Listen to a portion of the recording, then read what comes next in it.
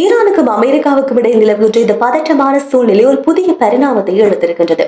மத்திய கிழக்கினுடைய பாதுகாப்பு தொடர்பாக உலக நாடுகள் உன்னிப்பாக கவனம் செலுத்தி வர நேற்றைய நாள் அமெரிக்காவும் இஸ்ரேலுடைய ராணுவங்கள் இணைந்து கூட்டு தாக்குதலை ஈரான் மீது நடத்தியது. ஈரானுடைய ராணுவ தளங்களையும் ஈரானுடைய அதி உயர் தளபதிகள் தலைவர்கள் இருக்கின்ற பிரதேசங்களை இலக்கு வைத்து வான்வழி தாக்குதலை தொடர்ந்தது.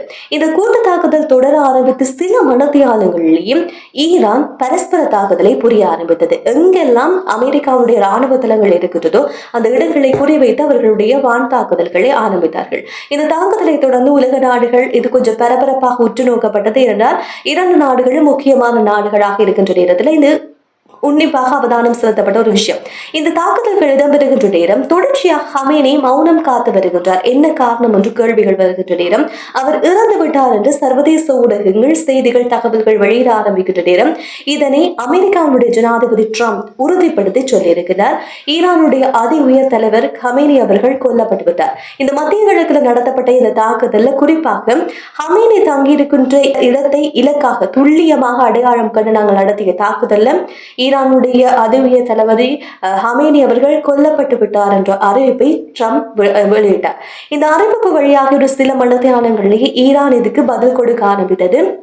இனி எங்களுக்கு எல்லைகள் கிடையாது, நாங்கள் சரமாரியான தாக்குதலை நடத்துவோம் அப்படின்னு சொல்லி ஈரானுடைய ராணுவ தளபதிகள் சொல்ல ஆரம்பித்தார்கள். எனவே இந்த விஷயம் இப்போது பரவலாக பேசப்படுகின்ற நேரம் இந்த விடயத்துக்கான முக்கியமான காரணமாக பார்க்கப்படுகின்றது தான் இந்த ஈரானுக்கும் அமெரிக்காவுக்கும் இடையில் தொடர்ந்தும் அணு ஆயுதம் தொடர்பான சர்ச்சைகள் நிலவிக் கொண்டே இருந்தது. அமெரிக்கா ஈரான் தொடர்ந்தும் உற்பத்தி செய்கின்ற உருவாக்குகின்ற இந்த அணுக்கள் சார்ந்த அணு ஆயுதங்களை உடனடியாக நிறுத்த வேண்டும், இது தொடர்பான பேச்சுவார்த்தைகளுக்கு வர வேண்டும் என்று அழைப்பு விடுத்து பேச்சுவார்த்தை எல்லாம் இடம்பெற்றது. ஆனால் அந்த பேச்சுவார்த்தைகள்ல எதிலும் அமைதியான முறையில தீர்வு காணப்படாத நிலையில தொடர்ச்சியாக ட்ரம்ப் எச்சரித்துக் கொண்டே இருந்தார். இது அமைதியான முறையில் தீர்க்கப்படவிட்டால் பேச்சுவார்த்தை மூலமாக நாங்கள் சொல்வதற்கு ஈரான் இணக்கம் தெரிவிக்காவிட்டால் நாங்கள் தாக்குதல் நடத்துவோம் என்று எச்சரித்துக் கொண்டிருந்த சூழ்நிலையில் தான் நேற்றைய நாள் இந்த தாக்குதல் நடத்தப்பட்டிருக்கிறது. இந்த தாக்குதலை தொடர்ந்து உலக நாடுகள் இதை உன்னிப்பாக கவனிக்கிறதுக்கு மற்றொரு காரணமாக மாறி போனது. இந்த விடயம் இந்த தாக்குதல் உலக பொருளாதாரத்தில் ஒரு பெரிய தாக்கத்தை ஏற்படுத்தும். இந்த விஷயத்தை பொது நிபுணர்கள் உறுதிப்படுத்தி இருக்கிறார்கள். இந்த ஈரான் மீது நடத்தப்பட்ட தாக்குதல் மூலமாக உலகத்தினுடைய பொருளாதாரம் சரியும் எண்ணெய் சந்தையும் மிகப்பெரிய அளவில் ஒரு பாதிப்பை ஏற்படுத்தும் அப்படின்ற ஒரு விடயத்தை இப்போது பொருளாதார நிபுணர்கள் சொல்ல ஆரம்பித்திருக்கின்றார்கள்.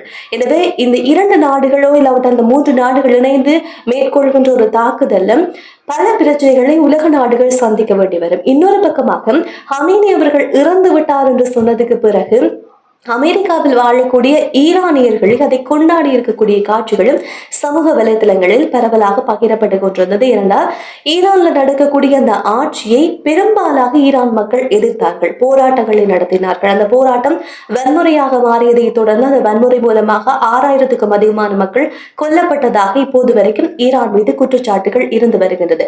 இப்படியான ஒரு சூழ்நிலையில ஈரானுடைய இராணுவத்தை அப்புறப்படுத்தி மக்கள் அந்த அரசியலை கைப்பற்ற வேண்டும், ஆட்சியை கைப்பற்ற வேண்டும் என்ற ஒரு அழைப்பையும் ட்ரம்ப் அவர்கள் விடுத்திருக்கிறார்.